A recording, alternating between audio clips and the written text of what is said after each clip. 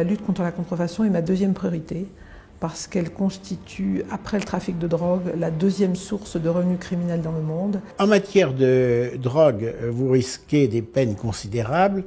En matière de médicaments contrefaits, dans un grand nombre de pays, vous risquez une simple amende ou une peine ridicule de prison. Les trafiquants se sont rendus compte que c'était à la fois rentable, peu réprimé, et donc c'est quelque chose qui est en évolution très très rapide.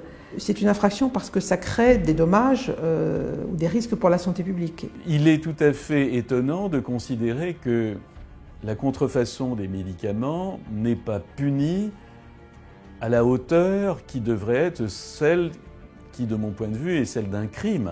Et en France, en tout cas, elle est pénalement sanctionnée, c'est un délit qui est puni d'une peine de 5 ans de prison. Un grand nombre de pays ont des sanctions très générales qui visent tout ce qui touche à la propriété intellectuelle, y compris donc pour les médicaments, sans envisager l'aspect trouble à la santé. Et c'est une des tâches de l'IRACM de parvenir à une certaine homogénéisation des peines d'un pays à l'autre. Et donc nous encourageons les États qui n'ont pas de législation à adopter des législations faisant des infractions graves. C'est un trafic qui prend deux formes. D'abord un trafic qui circule par container et dont les destinataires sont les pays en développement. Dans les pays industrialisés, c'est plutôt une distribution par Internet parce que les circuits de production et de distribution de médicaments sont sûrs. C'est une forme de criminalité transnationale. Les gouvernements ont une responsabilité, la nécessité d'être proactifs,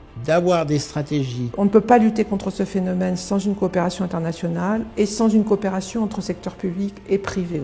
Nous travaillons avec Interpol, nous travaillons avec l'Organisation mondiale des douanes, l'Office des Nations unies contre la drogue et le crime, la Banque mondiale, nous travaillons avec le Conseil de l'Europe. Donc, la lutte contre l'offre, c'est l'interception des trafics, c'est la répression des trafiquants, c'est le démantèlement des réseaux, mais il faut également agir contre la demande. Et c'est peut-être là qu'on a le plus de marge de progression. Il faut informer les consommateurs.